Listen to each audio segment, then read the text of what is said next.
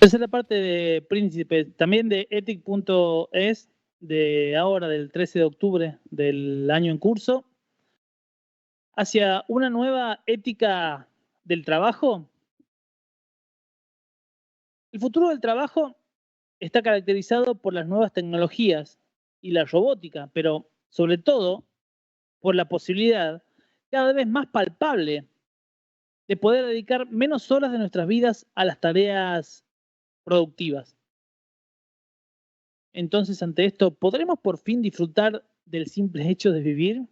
Artículo muy provocador de David Lorenzo Carriel. El trabajo es una parte indiscutible de nuestras vidas, pero no de forma exclusiva. Es también esencial en la existencia de otros seres vivos como animales, plantas e incluso organismos unicelulares. Vivir implica necesariamente realizar diferentes labores que aseguren su subsistencia y a la vez faciliten un modo de estar en el mundo diferenciado en la naturaleza de cada propio ser. Los seres humanos no somos indiferentes a ese proceso que nos permite construir la civilización. Sin embargo, la discusión acerca del papel que representa el trabajo en nuestros días no es nuevo. Desde la antigüedad hasta las modernas ciencias sociales se ha analizado la manera de aunar el ocio, la participación en los asuntos públicos y el descanso con la actividad laboral. ¿Proporcionarán los nuevos desafíos ambientales y sobre todo el acelerado desarrollo de las tecnologías computacionales y la robótica, en consecuencia un futuro con trabajos menos arduos y mayor tiempo para los asuntos propios y colectivos?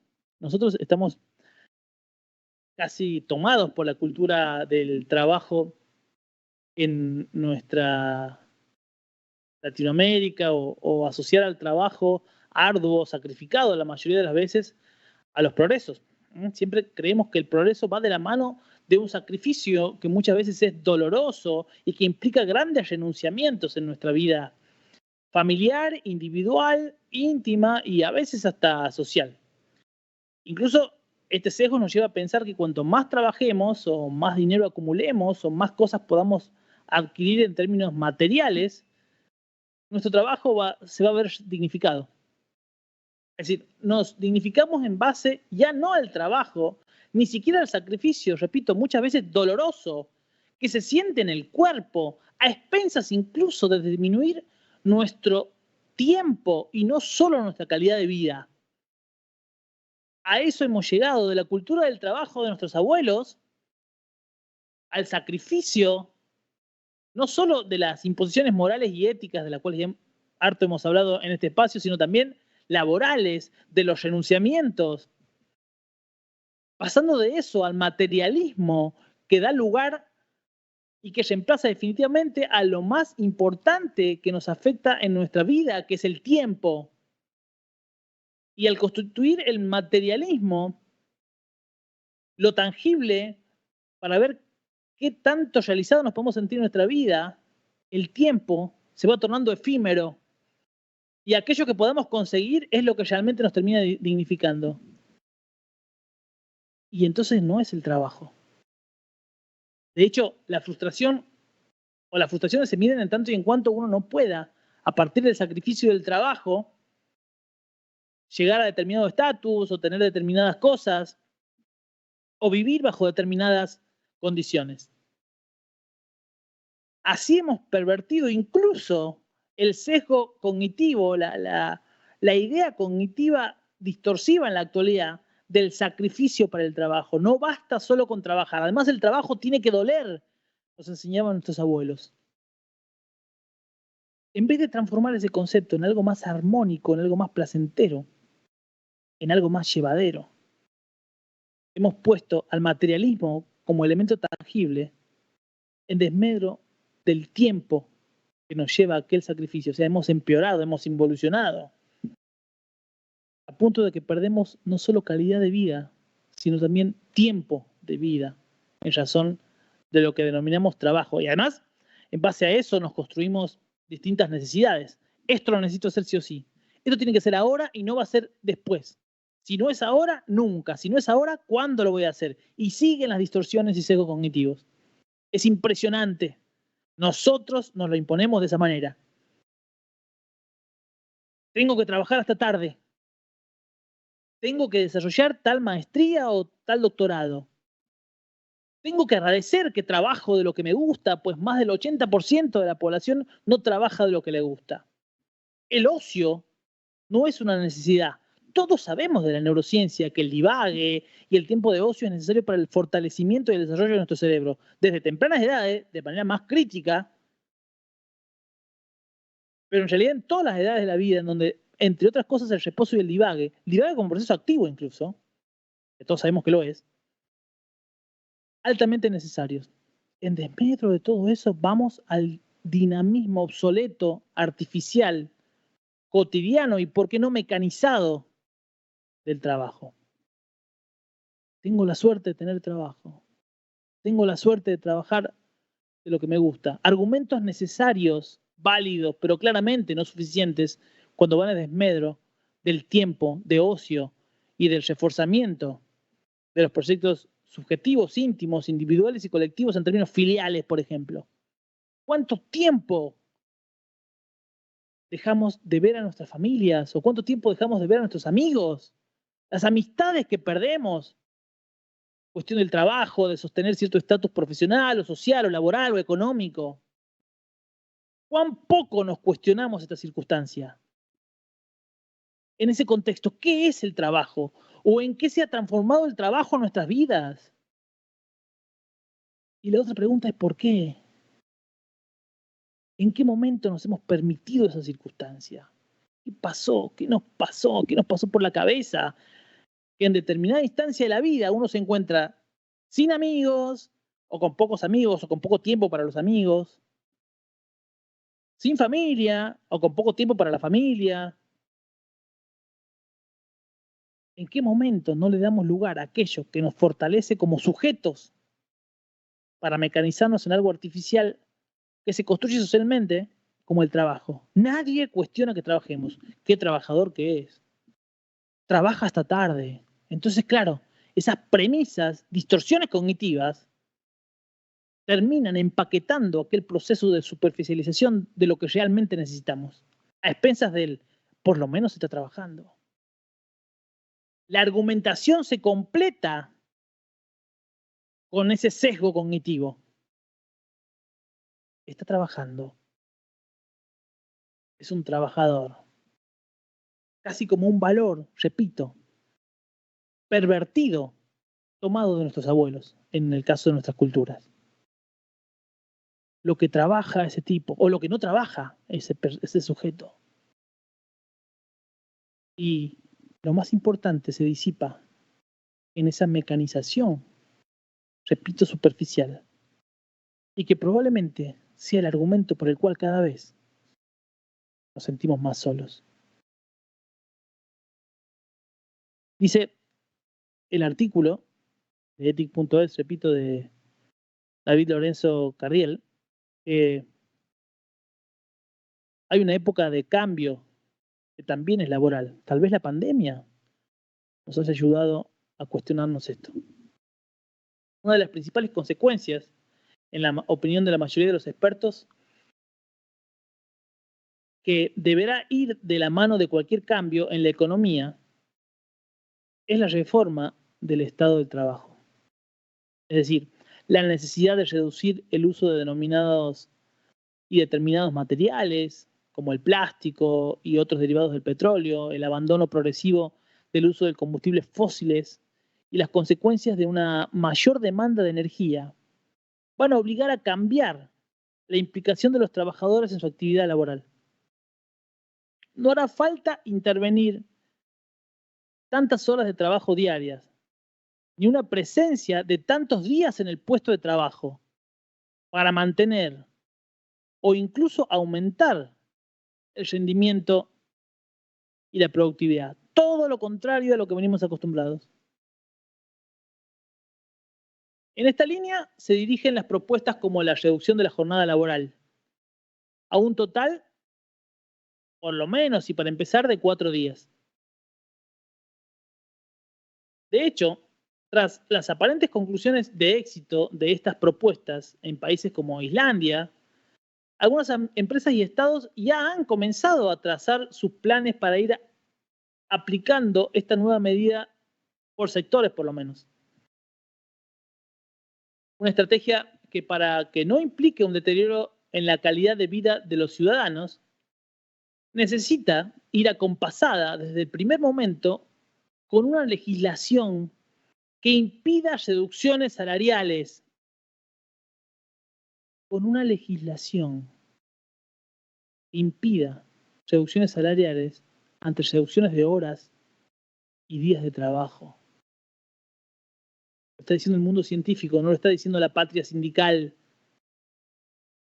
o no es una idea de izquierda anticuada y ergo pseudo-revolucionaria.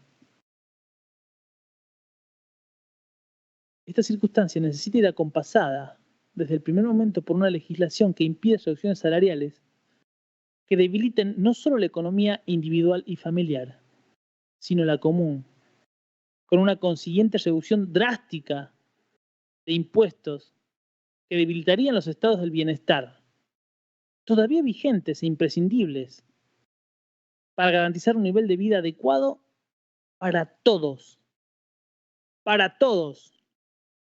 los estratos sociales. El empleado ha pasado de ser un elemento especializado dentro de una cadena productiva a adquirir un papel cada vez más transversal, cuando que ya el Dios del cielo y ojalá mi alma, el empleado debería pasar de ser un elemento especializado dentro de una cadena productiva a adquirir un papel cada vez más transversal.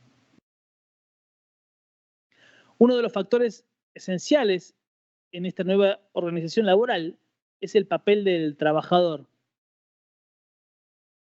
el cual ha estado transformándose ya durante las últimas décadas, como antes hemos mencionado. Sea un funcionario, sea un obrero, o sea un oficinista, o sea un profesional, tanto en ámbitos públicos como privados. No merece una discriminación de tipología organizacional. Y si bien el contexto laboral en nuestros días todavía resulta residual, en términos de que encontramos empresas que ofrezcan esta clase de incentivos, todo apunta a que se van a ir haciendo más comunes, al menos entre los puestos de mayor carga intelectual y de responsabilidad al comienzo. Repito, no importa que sea un obrero que debe cuidar su cuerpo, por ejemplo, para no disminuir su tiempo y su calidad de vida, o un peón rural, o una persona que se dedica a la recolección de residuos, o que limpia nuestras calles, nuestros hospitales. A ello, lo digo entre paréntesis, porque hay gente que cree que porque tiene un título, tiene un trabajo más importante que esto.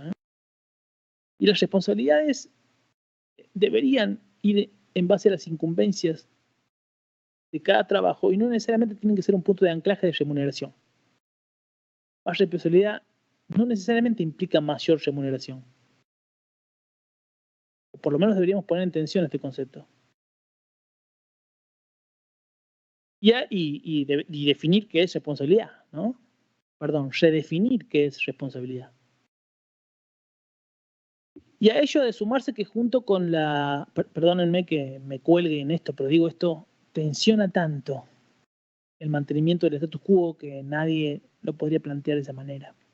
A ello ha de sumarse que junto con la trágica llegada de la pandemia, ha aterrizado también el teletrabajo, odiado y deseado a partes iguales. Tras milenios donde la actividad laboral se ha fraguado habitualmente fuera del hogar, sorteando epidemias, guerras y penurias de toda clase, podemos llegar a sopesar como un pequeño lujo el hecho de poder trabajar desde nuestras casas. Claro, si el punto de anclaje es aquel. No obstante, el confinamiento de la actividad laboral en el hogar puede suponer problemas como la ruptura de la imprescindible diferenciación entre el tiempo de trabajo y el de ocio, que incluye epifenómenos como el divague en términos cerebrales, y el aumento de la tensión en la convivencia de las familias, por ejemplo, algo que nos hemos cuestionado tanto en la pandemia, y también con los vecinos. Incluso es posible llegar a sufrir ciertos abusos por parte de los empleadores, que pueden ahorrar recursos estratégicos como el consumo eléctrico y el mantenimiento de las instalaciones. ¿Les suena? Y sin embargo, cargárselos a sus empleados a cambio de trabajar desde su casa. ¿Quién paga internet de casa? ¿Quién paga la electricidad de la casa? ¿Quién paga el espacio físico? Versus, te estoy dejando trabajar en tu casa, ¿eh? Lujazo. Ni hablar los que te hablan por fuera del horario de trabajo, que pretenden que te quedes por fuera del horario de trabajo. De nuevo, se hace imperioso una contundente reforma laboral que proteja y garantice los derechos de los trabajadores. Por otra parte, las dificultades de inclusión de los jóvenes en puestos de trabajo que les proporcionen salarios de calidad no solo están anquilosando la economía, que depende inexorablemente del nivel de acceso a los mercados por parte de la ciudadanía, sino que compromete futuras readaptaciones de la producción. Si no son los jóvenes quienes reciclen sus habilidades, amplíen su formación y sean recompensados de una masa salarial que les permita contribuir al bien común, entonces, ¿quiénes lo harán? La propuesta de retrasar la edad de jubilación suma además riesgos innecesarios en la salud de personas que en multitud de ocasiones llevan trabajando desde la adolescencia, pues proceden de una época en que el acceso al mundo laboral era bastante más temprano que en la actualidad y en la que además los medios para seguir estudiando en la mayoría de las situaciones eran particularmente escasos. Por suerte, estamos trascendiendo esa época, no tanto en los países en vías de desarrollo todavía. Y además de la discusión ética sobre tales medidas, es lógico imaginar que si el futuro de pertenecer a las siguientes generaciones, son estas quienes deben tomar su timón en todos los aspectos de la sociedad cuando llega su momento, y no nosotros decirles cómo tienen que vivir o cómo tienen que trabajar. El animal de trabajo a las formas que nos permitan disfrutar de nuestra cotidianidad. La pregunta que subyace a este panorama de remodelación de las relaciones laborales es: ¿qué rol jugaremos en ellas y en la sociedad que definan las mismas? ¿Seguiremos siendo animales trabajadores condenados a unas actividades que nos desvían de la contemplación y del ocio, como sugiere Aristóteles en Metafísica? ¿O evolucionará la concepción del trabajo hacia formas que nos permitan mayor tiempo para cuidar y ser cuidados y disfrutar del simple hecho de vivir? Si bien las expectativas generadas en un cambio de modelo productivo y económico, así como en la robotización, alientan la esperanza de una nueva forma de redistribución de la riqueza, lo cierto es que la intervención humana en la fuerza de trabajo sigue siendo indispensable. Y previsiblemente, lo seguirá siendo, solo mediante frutos de diálogos lo más ilustrados posibles, no lo que nos proponen los medios y la política actual, sobre todo en nuestro país. No solo entre sectores más beneficiados de la sociedad en términos económicos, sino también entre intelectuales, científicos, políticos, empresarios, trabajadores, población pasiva, en términos horizontales, repito. Se podrá trazar un mundo del mañana donde, además de trabajar, dispongamos del tiempo y de la suficiente serenidad mental para ocuparnos de los asuntos de la polis, que ahora ya no solo es ciudad y territorio, también es conciencia, fraternidad y humanidad. Separamos y volvemos en un ratito para cerrar el Príncipe del Manicomio del día de hoy, 9:09 p.m. en la Ciudad Autónoma de Buenos Aires, República Argentina.